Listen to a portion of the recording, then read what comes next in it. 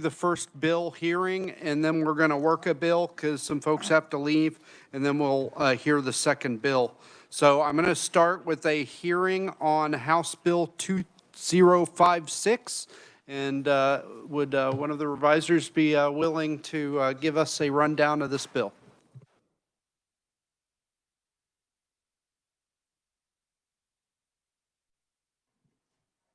Mike Heim with the Reviser Statutes Office. Mr. Chairman, members of the committee, this bill relates to nominations for elected office by political parties that are not authorized to have participate in a primary election. So I assume it's Libertarians, United Kansas, no labels. So anyway, what this does is require a person listed on a certificate of nomination shall submit a signed declaration that they accept the nomination. It has to be basically notarized, and that no person shall be a party nominee until that declaration is submitted. It also provides that the party certificates of nomination issued by a party convention or caucus shall go to the Secretary of State if it's a state, and if it's a county, then it would go to the county election office. There is a provision that the declaration shall be received and acknowledged, be filed as a declaration of intent to become a candidate, filed a valid nomination petition, and so on. And the person, if they meet those criteria, should not become a candidate for a different political party or an independent candidate at a general election. So it would prevent somebody from standing in a primary for one party and then deciding that they want to be a candidate for another. If you've got questions, and there is a way to, once you sign a declaration, to get out of it, but anyway, that's what the bill does. Okay. Are there any questions for the reviser? Okay, seeing none, thank you very much. All right, I'm going to move on to proponent testimony, and the only proponent I have listed is Mr. Clay Barker from the Secretary of State's office. Welcome back to the committee, sir. Thank you, Mr. Chair. Clay Barker, General Counsel, Kansas Secretary of State. This bill was suggested to us by two senators, and it's to fill, I'd call it, two small loopholes we discovered during the 2024 election cycle to try to get around what is the general policy of the legislature. So we're just trying to fill in two small gaps. As way of background, there are three ways to get a nomination in elections. A nomination means your name goes on the general election ballot. The first way is an independent candidate. You go out and get petition signatures and you file it with our office. The second way is if you are a minor party, and that's not a statutory term, minor, but Libertarian, United Kansas, you have a party convention. The convention chair then sends us a statement saying, here are our nominated candidates. And the third way, which is how all of you got on the general election ballot, is the major party way, is you file for a primary, you run in the primary, and when the state canvass meets and certifies the winners, then you become the nominee, which is by September 1, you get a nomination certificate. So three ways to get on the ballot. So we had two problems, I call them problems or issues. The first is, although it would seem obvious, we had a minor party nominate someone as their candidate who had no idea they were going to be the candidate, and that was Senator Francisco. And it turned out that this party didn't actually, the person sending the nomination in shouldn't have done it, but it revealed a small issue. We talked to the Attorney General about it, and that is that a minor party could theoretically nominate someone that didn't know they were being nominated. So our fix to that is the first part of this bill, which requires any candidate nominated by a minor party to simply sign an agreement. Yes, I want to be nominated, have it notarized. That ensures that we don't have any of these surprise nominations in the future. The second problem or issue we came up with is Kansas has two policies. One is, since 1901, we have not allowed fusion voting, and that is where one candidate's name is on the ballot for two parties. Either the candidate's name is on there once and represents two parties, or the name is on there twice, each time for a different party. Kansas also has what's called a sore loser provision, that if you want to file as an independent candidate, it has to be in the day before the primary. So you can't wait to see if you've won or lost the primary and then decide to run as an independent. In 2024, we had 2 candidates who were a minor party nominee, and then they won the Democrat nomination. They won their primaries. In that case, Kansas already has a law that says if you get 2 nominations, you have 7 days to pick one of them, or the Secretary of State will pick your party for you. Both of them picked the Democrat party. We had one candidate who ran in the Republican primary and was a minor party candidate. That candidate lost the primary to Senator Blasey, who now Senator Blasey, but then got to run again as a minor party candidate. So essentially, Senator Blasey ran against the same person twice, once in the primary, once in the general. This bill would prevent that from happening by requiring candidates, if you pick one lane to get nominated, either petition, minor party, or major party, you have to stay in that lane. If you want to try to do it a second way, you have to completely abandon the first way. You can't have a minor party nomination and run in a primary. It's got to be one of the 3. And that's the essence of the bill, Mr. Chair. Again, it's to fix 2 problems that came up last session, and it happened to 2 people on the Senate side, but we wanted to get these loopholes filled. And I'll stand for questions at the appropriate time. Are there any questions for Mr. Barker? Representative Williams. Thank you. Okay, so this remedy has nothing to do with, let's say, a write-in candidate, correct? Absolutely nothing, Representative. Write-in candidates are free to be written in. If somebody were to, and this has happened in the past, run, say, as a Republican in a primary but wins the Democratic primary for that office by write-in, now they've got 2 nominations. They have to pick one. It has no effect on the general election write-in. Thank you. The voters get to write in who they want. Okay, are there any other questions? So what is the deadline for the third parties to submit their nominations? What is the deadline? The deadline for the third parties to submit their nominations is June 1, the same day as the primary filing date. But so for the minor party, June 1, they are the nominee. For the major parties, you're not the nominee. You don't get that status till the state canvass says you are, which That is the filing deadline for that's them. the filing deadline. So what is the time when, so if somebody discovers, you know, like somebody's registered to run as a, or filed to run as a Republican in a race, and then they find out that they've been nominated by a third party, what is the deadline for them to say, no, I want to be on such and such ticket? In this statute, The statute, Mr. Chair, or this bill? you essentially have a nomination and you filed, and we tell them which one is it, one or the other. But it's after the filing deadline, because I just imagine the situation where somebody didn't even know that the third party had sent in a nomination for them. Well, with this bill, the third party, the candidate would have to sign a notarized statement saying, I accept this nomination by the minor party. Well, that would fix it. Okay. Are there any other questions for Mr. Barker? Mr. Ranking Minority Member.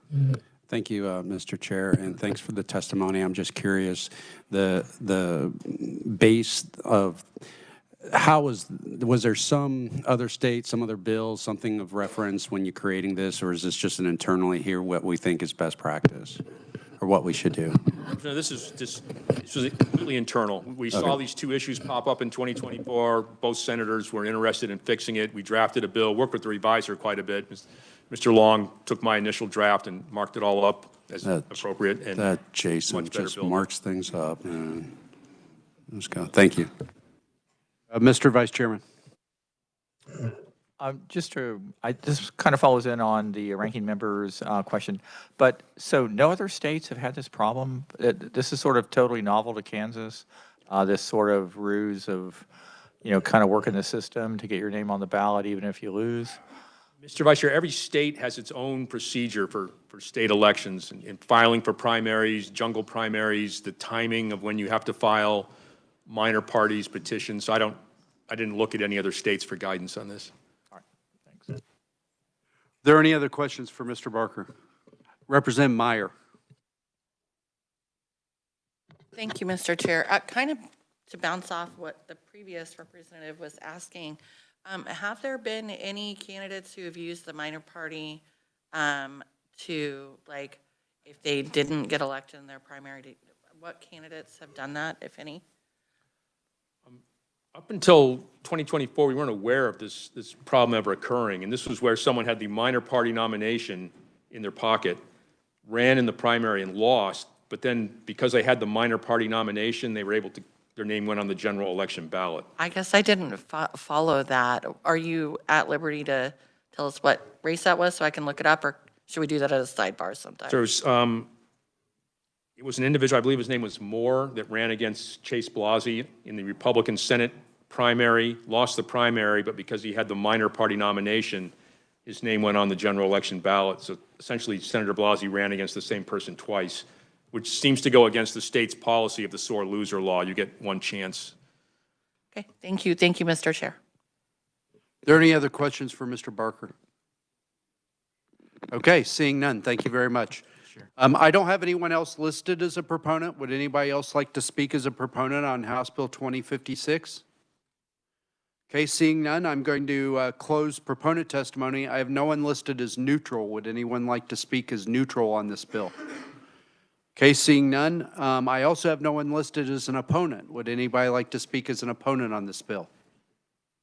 Okay, seeing none, I'm going to close the hearing on House Bill 2056. Okay, committee, as I said at the open, what I'd like to do is change the order of the agenda here for a moment, and I'd like to work Senate Bill 4, because I'm going to lose somebody here potentially before the end of the meeting. So the chair would entertain a motion on Senate Bill 4. Mr. Vice Chairman. Yes, Mr. Chairman, I would make a motion that the committee passes out Senate Bill 4 favorably for passage. Do I have a second? Second from Representative Penn. The reviser would hand out the amendments. I would like to make a motion to amend Senate Bill 4. Do I have a second? Second from Representative Penn. So, committee, what this amendment does, based on the opponent testimony that we heard yesterday, there was some concern that switching gears on voters, they might not understand that the rules had changed and be able to adjust their behavior in time. So what I've done is I've added an effective date for this law to go into effect of January 1st, 2026. So the voting public would have an entire election cycle to be educated on the fact that this is the last year when we're going to continue to accept ballots after Election Day, so that hopefully by 2026 everybody would know that the rules had changed. Nobody would be unpleasantly surprised when their ballot wasn't counted because it arrived after Election Day. Are there any questions on the amendment? Okay, seeing none, I will close on my amendment. All those in favor of amending Senate Bill 4 signify by saying aye. Aye. All those opposed? Okay, the ayes appear to have it. The ayes do have it. The motion carries. We're back on the bill.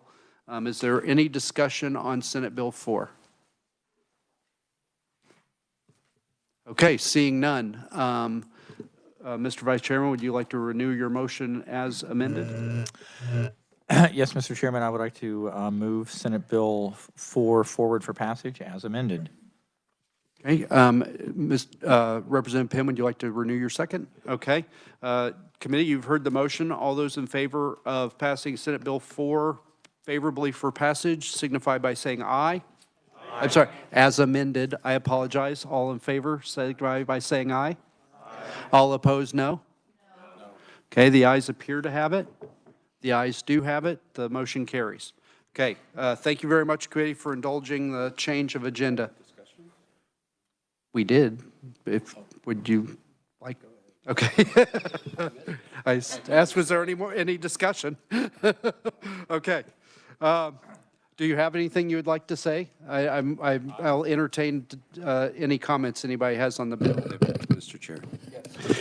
Thank you for this opportunity. It's just on behalf of my colleagues here, I just would say that this is an unnecessary bill, that it was demonstrated that by the Secretary of State in his neutral testimony that this is something that is not, does not lead to the impacts and the concerns that have been used by the proponent. So I would be in opposition for that. So thank you, sir, for this opportunity.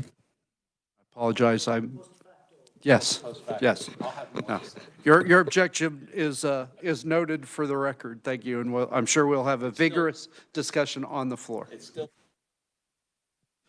All right. I wonder if I should ask VY wants to change their vote, but I won't. Okay, would you like to? Okay, the ranking minority member would like to record his no, as would Representative Meyer and Representative Simmons and Representative Miller. Okay. All right, thank you for indulging me the change of agenda, committee. I'd like to move on with the next order of business, which is a hearing on House Bill 2022. Mr. Revisor, could you give us a overview on that bill? I'm going to stay seated because it's too simple to jump up and down. But anyway, it amends the definition of special election. There's a statute that is definition section in the election laws, general election, primary election, and special election. And this clarifies that special elections shall not be held within 45 days, either before or after a general or primary election.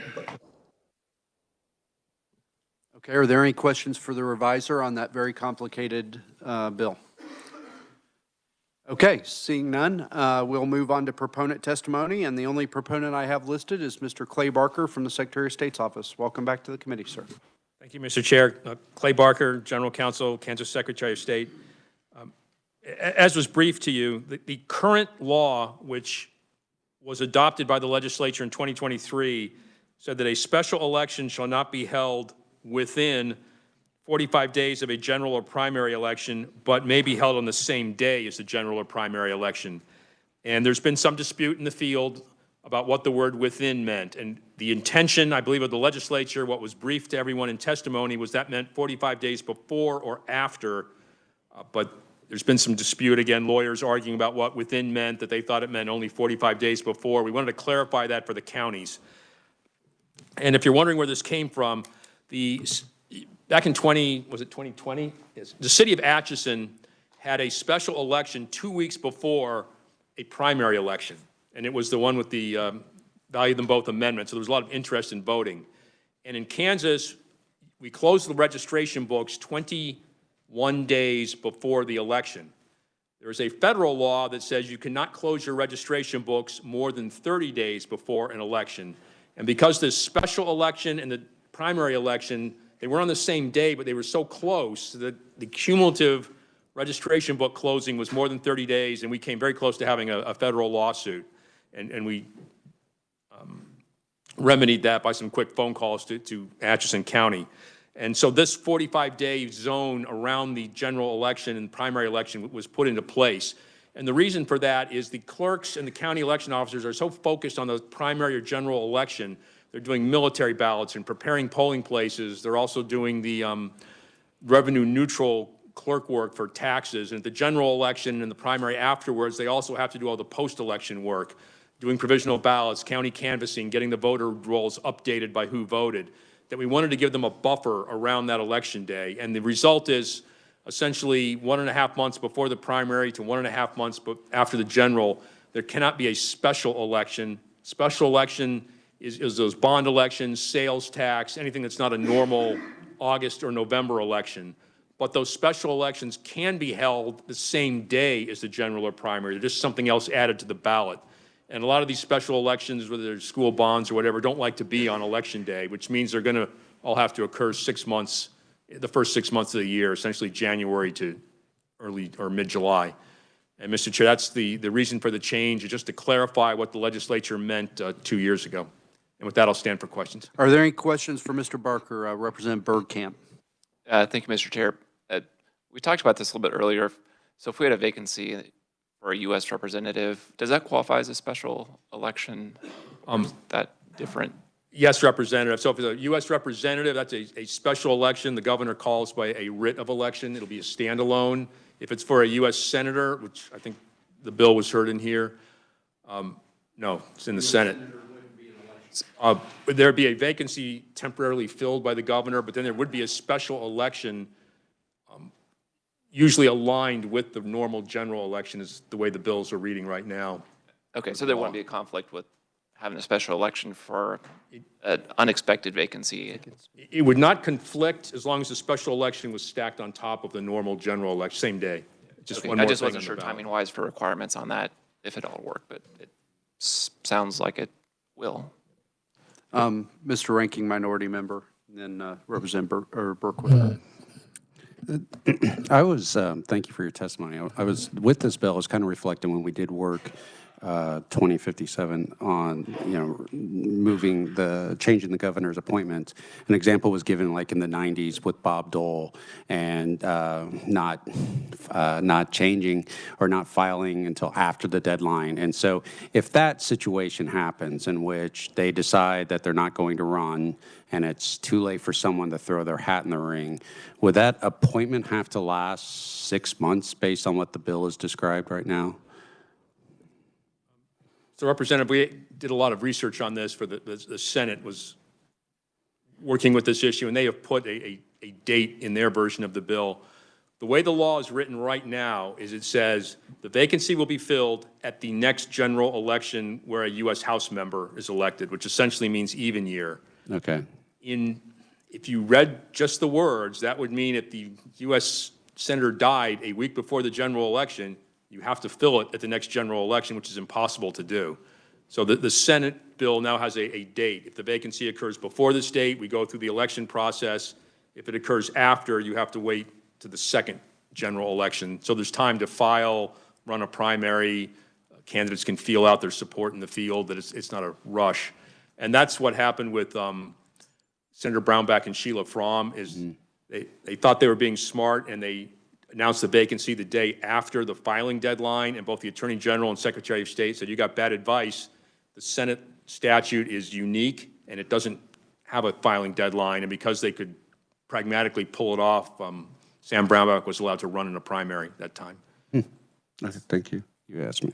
So I want to make sure we're not getting too far afield here. That's a separate issue from anything in Completely this separate bill. issue than this. Okay, so in this, so I want to follow up on Representative Bergkamp, I'm sorry, the representative from Wichita's question. So does a U.S. congressional seat that has to be filled, I thought the timeline was like within 21 days you had to have, or within some certain period you have to have a special election. Is that not the case? There's a time limit, Mr. Chair. I'd have to look it up. That's a special statutory section. Do you know offhand? 75 to 90 75 to 90 days before. Shouldn't have guessed at a number. So would that be covered in the statute? It couldn't be within 45 days of a election? Yes, Mr. Chair, but then you just line up the Yeah, but special he election on it. with the Okay. primary or general. Okay, all right. I just wanted to make sure we answered the question, so. All right, finally, Representative Bergquist, we're to your question. I apologize. My question has finally been answered. Thank you so much. Are there any other questions? Mr. Vice Chairman. Thank you, Mr. Chairman. Mr. Barker, can you explain again, you talked about there's like a 30-day requirement on the federal level, and then the 45-day, that was problematic and this would solve it. Can you elaborate on that just again? Sure, Mr. Vice Chair. So the federal law says a state cannot close its regulation books more than 30 days before an election where there's a federal office, so primary or general. Kansas closes theirs 21 days before. Some states do it 30. But what we had was a primary election and a special election. If you stack them up one after the other, the registration books were going to be closed for more than 30 days. That's what was the impetus for this provision 2 years ago. We picked the 45-day buffer around the election to help the county election officers have time to do their job and focus on the election and not have a second election on a different timeline occurring simultaneously, because that can get really complicated for voters and for the election staff. All right, are there any other questions for Mr. Barker? Okay, seeing none, thank you very much. I have no other proponents listed for this bill. Is there anyone else wishing to speak as a proponent on House Bill 2022? Okay, seeing none, I'll move on to neutral testimony. Does anyone wish to speak as neutral on House Bill 2022? Okay, seeing none, I'll move on to opponent testimony. I have none listed. Does anyone wish to speak as an opponent on House Bill 2022? This doesn't happen very often in Elections Committee. I just want everybody to know that. Okay, seeing none, we will close the hearing on House Bill 2022.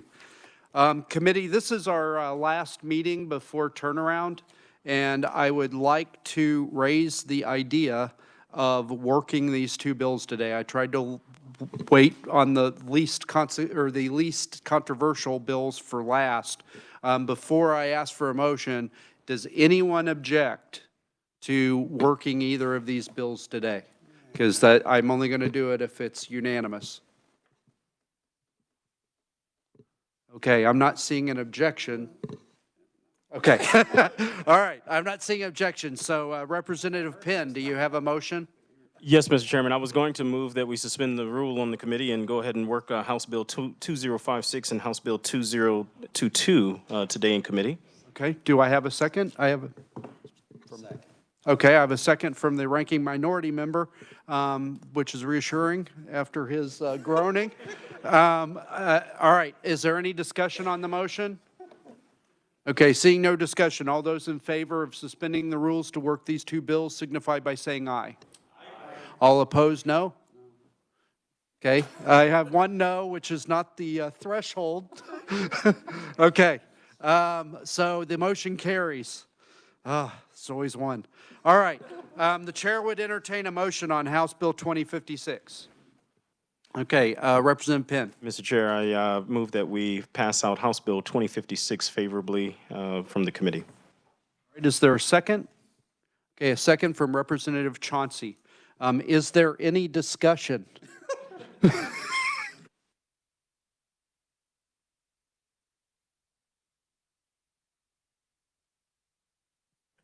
All right, committee, I'd just like to say on this bill,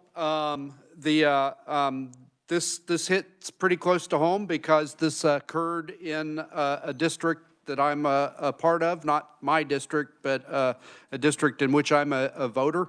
And I was kind of alarmed to find out that this loophole was there. I'm thrilled that it turned out that we weren't confronted with the consequences of it, having the candidate on the ballot twice in two successive elections. But I think that it's high time that we plug this loophole. So is there any other discussion on this bill? Okay, seeing no discussion. Representative Penn, would you like to close on your motion? Mr. Chairman, I close. All right, committee, you've heard the motion. All those in favor of passing House Bill 2056 favorably for passage signify by saying aye. Aye. All opposed, no. Okay, the ayes appear to have it. The ayes do have it. The motion carries. All right, committee, I will also entertain a motion on House Bill 2022. Mr. Vice Chairman.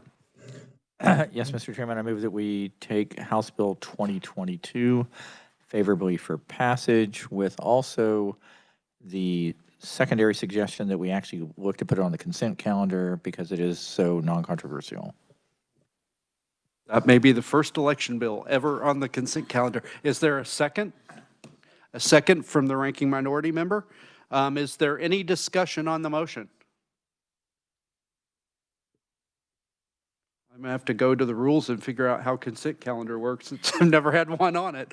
Okay. Seeing no discussion, Mr. Vice Chairman, would you like to close on your motion? Yes, again, I close. Hold on just a moment. Yes, Representative Miller. Mr. Chairman, could you clarify, do we have enough days for the consent calendar to achieve what we're talking about? 3 days, right? We do. Reviser might know.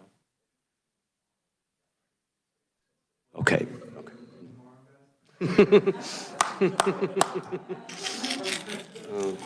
Thank you. Okay, it's a great question. Thank you for like I said, I've never done consent calendar before because I've never had something that non-controversial. Okay.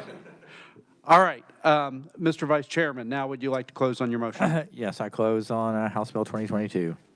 Okay, you've heard the motion that House Bill 2022 be placed on the consent calendar for passage favorably. All those in favor signify by saying aye. Aye. All those opposed, no. The ayes appear to have it. The ayes do have it. Motion carries. All right, committee, this completes our work for today, and this completes our work before turnaround. I would like to thank everyone for the great discussions that we've had in here and the civil discourse on a pretty contentious sometimes issue. Is there anything for the good of the order before we adjourn? Mr. Vice Chairman. So for just sake of clarification, so we will be meeting after turnaround with whatever Senate bills have come through. And how many bills have come through so far? Do you know? Right now, I'm only aware of 2 bills that might be referred to our committee. They've not been referred yet. But who knows what bills that, I know I know of a bill out of, I think it's local government or something that might end up in our committee. So just stay tuned to the agenda. Obviously, we will not be meeting next week because we'll be on the floor all day. But the following week, if those Senate bills should be referred to us, I expect that we'll go ahead and hear those and move them out. And I've had some requests on informational hearings, so we may do a couple of those. But I imagine that the second half of the session will be much less busy in this committee than the first half. Representative Penn. Thank you, Mr. Chairman. Mr. Chairman, for the good of the group, I would like to make note that this Sunday will be the 22nd birthday of my distinguished colleague from Wichita, House District 86.